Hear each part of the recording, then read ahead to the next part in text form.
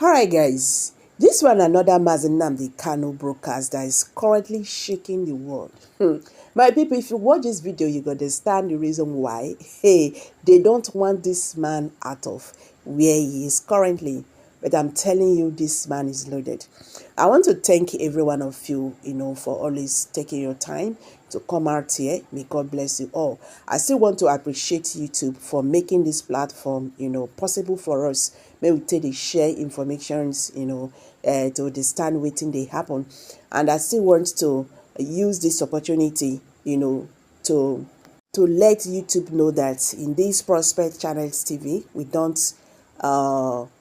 don't preach war, we don't preach violence, we don't promote hate speech. So what we do is we send out informations for people, to understand what is happening mostly around us. Okay, so I'm putting disclaimer to that, so YouTube should take note of that. We don't promote war, we don't promote violence, and we don't promote hate speech. So guys, I'm dropping this video right now so that you go see wetin dey happen. This Nnamdi Kanu broadcast that is currently shaking the whole world. My people, this is just too much. Let's get there. I'll be right back. I call them the bravest of the brave because they did something that no other army in the world has been able to do. Not even Leonidas's 300 Spartan soldiers that meant Xerxes, an army of over 1 million men, and held them for weeks to allow the other Greek city-states to rally round and come in defense of their land.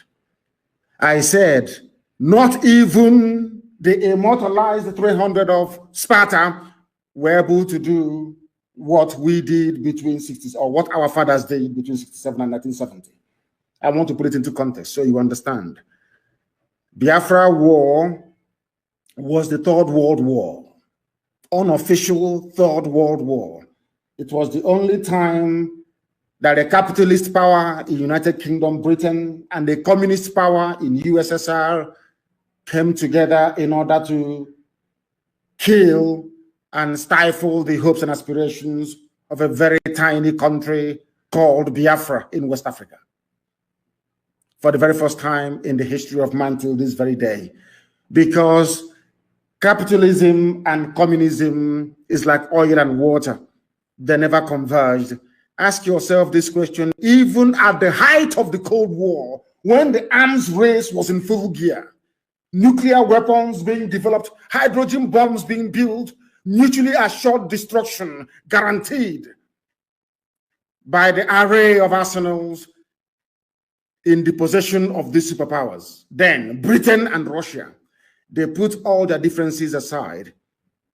Britain announced that there will be an arms embargo on both sides, on the part of Gowon and on the part of our Itanu leader, Ojukwu, in Biafra. Now, the same Britain, the same British government went behind everybody's back, went to Russia. No longer Cold War, they're no longer fighting, no ideological differences between communism and capitalism. They now came together. Britain convinced Russia. The same thing they did to Trump when Trump was in power. Britain convinced Russia to join them. Britain did not ship arms direct. Of course, the letter did. Britain never shipped arms direct to Gowon. Instead, they told Russia, we will give you part of the oil, but please ship arms to Gowon. Russia supplied all the MiG fighters, all the heavy weapons to Nigeria. Nigeria did not make anything. At the same time, the same thing they're doing today, the same thing that U.S. ambassador is telling you that America is now patrolling the maritime, they will not patrol the Sahel, the desert, where Fulani terrorists are operating. No, they will not do it. They're in the sea, in Biafra land, in the Atlantic Ocean.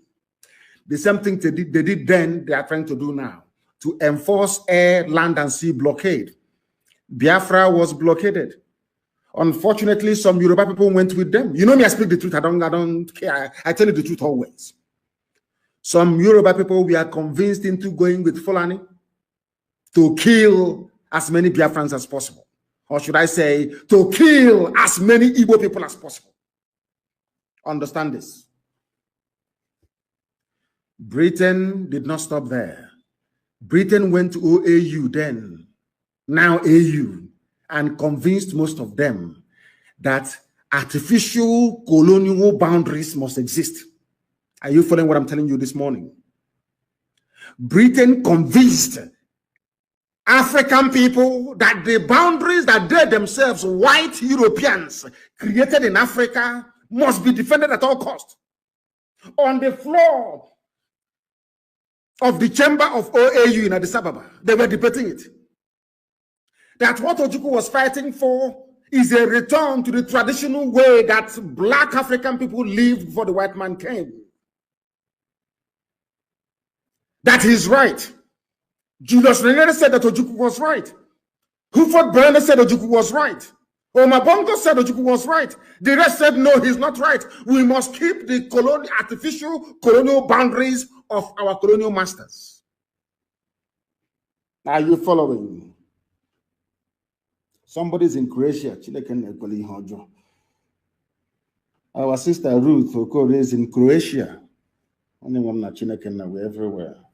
That's where she's listening to us from. Black people in Africa were against Biafra for no discernible reason. There is no justification for being against Biafra. We wanted to go back to who we were before the white man came. That's all. They said no. They went to Egypt and they brought pilots from Egypt to pilot the MiG bombers and fighter planes that Nigeria was using. No Janjaweed could fly an aeroplane then. None. But in all of these things, we built our own aircraft. We built our own armored personnel carriers in Biafra land. We refined our own fuel. Something we did between 67 and 70, Nigeria cannot do today, even with the state-of-the-art refineries everywhere. We refined our own fuel. The more we became ingenious, the more technologically advanced Biafra was able to prove to the whole world, the more they despised and hated us. I have said this thing many times live on air. Allow me to repeat. As a man called Chief Justice P.K. Nwoke of blessed memory, a very good man. He was serving Ojukwu during the war. I think he later on became a justice of the Supreme Court of Nigeria. Justice P.K. Nwoke. Nwoke was sent to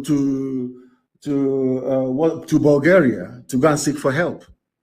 A communist country then. On getting to Bulgaria, he was discussing with the Bulgarian government officials about how to support and help.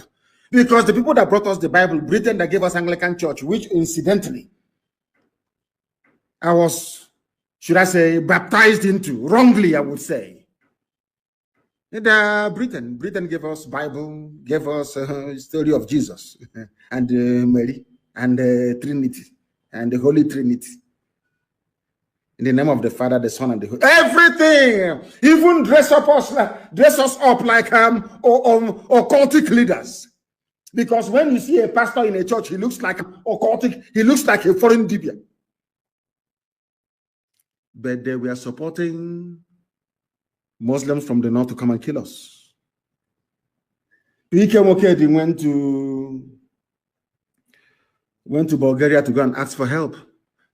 On getting to Sofia in Bulgaria, his aircraft landed. They took him to his hotel. In the next day, they scheduled a meeting with the government officials. They took him to a government building, not the official government building, but to a building, and asked him why he came. He told them how Biafran people are suffering, how we are dying, how we are being starved to death, and all the rest of it.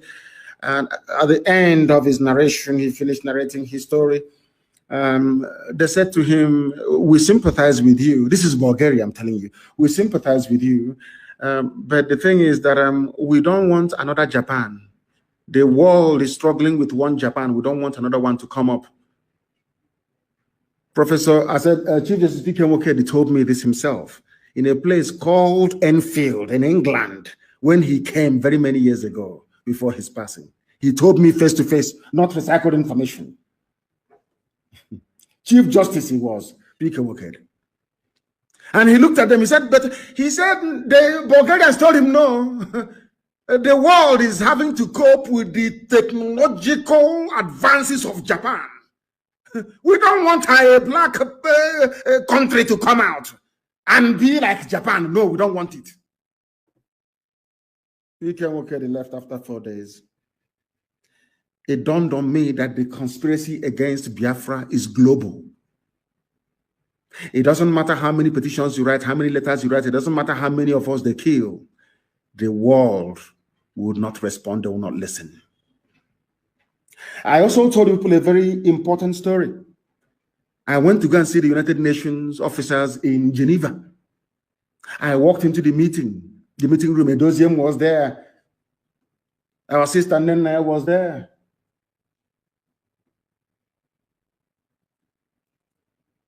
Kanu'S, my brother, was there. And a few other people. And I believe Uzwaka was there as well. We went into this meeting, asked all these people, we went into this meeting with the United Nations in Geneva. The room, they lined up, the various departments, they were all there. They asked me to present my case. I presented a very compelling case for Biafra. One of them said to me, he said to all of us, not to me. He didn't say it in secret. He said to me,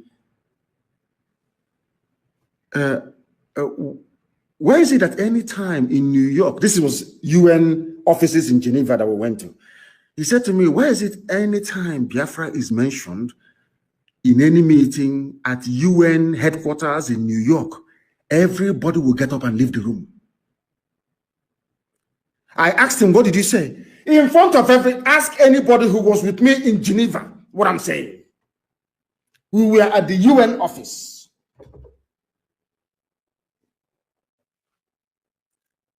Thank you, my dear brother. He said lockdown is the senior brother of sit at home. That what we are experiencing right now in Biafra land is lockdown. Lockdown, not sit at home. Complete and utter. If you see cockroach, you stamp on it. No living organism should move from one place to another. At the UN, they said to us, in broad daylight, I think maybe around 3:30 in the evening, in broad daylight.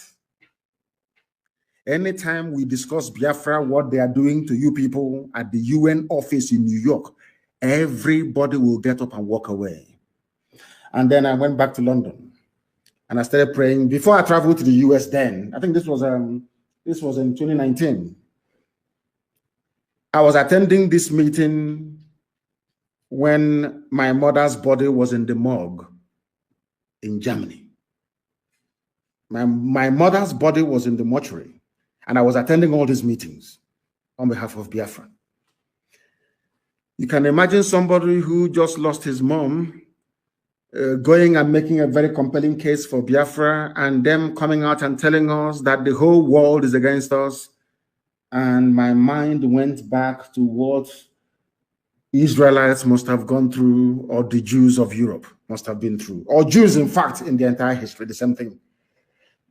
Hatred for no reason. People hate Israel for no reason, for no discernible reason. The same way they hate Biafra, for no reason. I was asking white people, what did we do to you? They said, because you are the light of black people all over the world. If we allow Biafra to stand, the world will come to an end, because everything white people know, you people, you know it as well, and you can do it. They don't want black people to manufacture an aircraft. They don't want to hear the story that a black nation somewhere, one obscure black nation somewhere in a rainforest is manufacturing a car. I didn't say assembling a car. I said manufacture. Before you can manufacture a car, you need to go and dig out or import steel.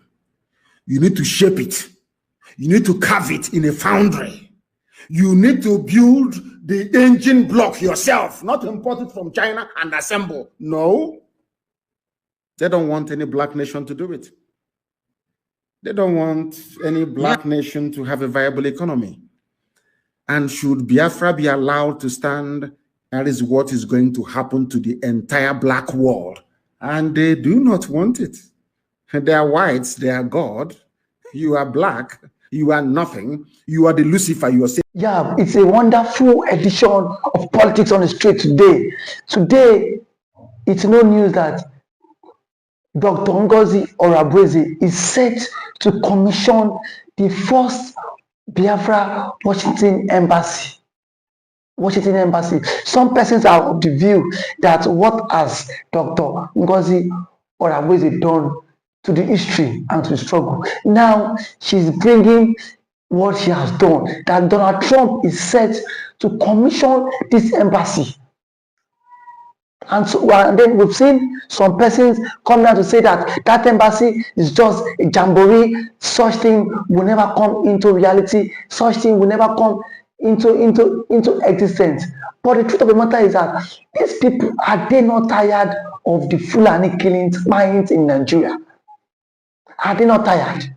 Just of recent, some days ago, the Fulani invaded Plateau State and killed over 16 people.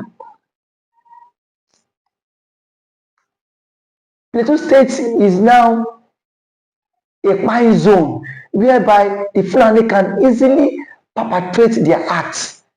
And now nobody, even the government, is not coming out to condemn this killing. We don't know if the government indirectly or directly, they are the ones sponsoring this killing. And now we've seen someone who has taken over this freedom, this agitator, all to ourselves to make it a reality. And yet some persons are still coming out to condemn this woman, saying that this woman cannot lead the Biafra struggle. Then tell me, who is then fit to lead the struggle?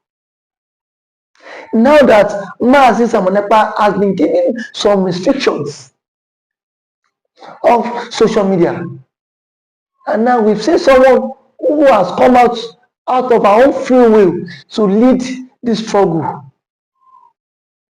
And some Igbo leaders are saying that will not become a reality. What does the Ohaneze Indigo really want? What does the Igbos elders who have been bribed by this government, what do they really want? They want everybody in the entire race to be wiped out, so that nobody can come out and speak about the illegal mines in the southeast, where we've seen some identified persons being killed on a daily basis. And now nobody is coming out to condemn the killing. And yet Dr. Ngozi Orabueze is making moves.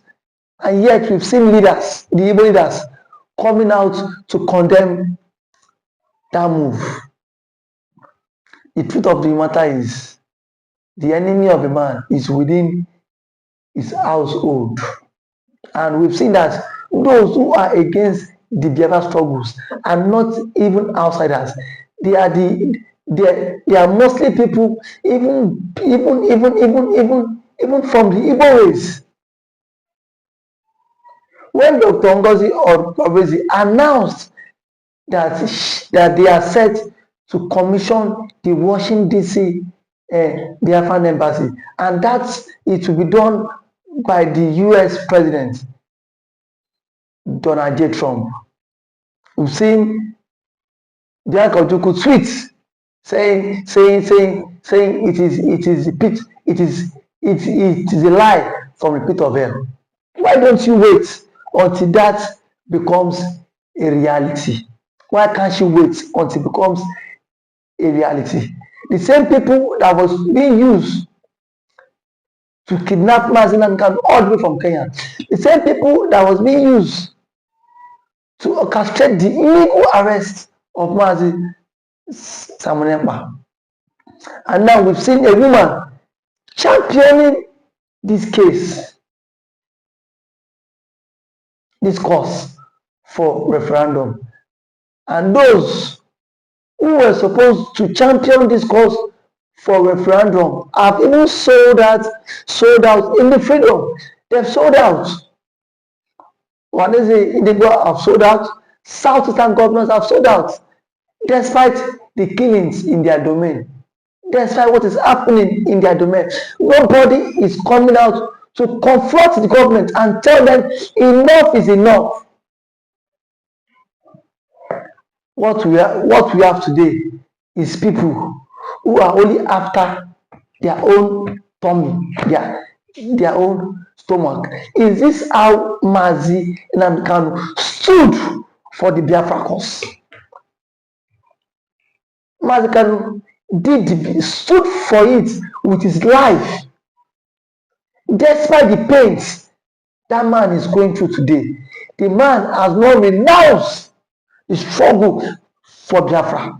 The man has not renounced the struggle for the agitation. But yet, we have some elders who claim they are Igbo elders. They are neither there or there. All what they do is today, Biafra in the morning, and then they would agitate for Biafra in the morning, and at night they are having meetings with those in the presidency just to scuttle the struggle. I am saying it here that nobody born of human can scuttle the struggle, because already the Biafra struggle is an ideology that can never be wiped out. It's an ideology starting from the days of Odumegu Ojukwu until date. It is still waxing stronger. Or those people who are saying Biafra is dead,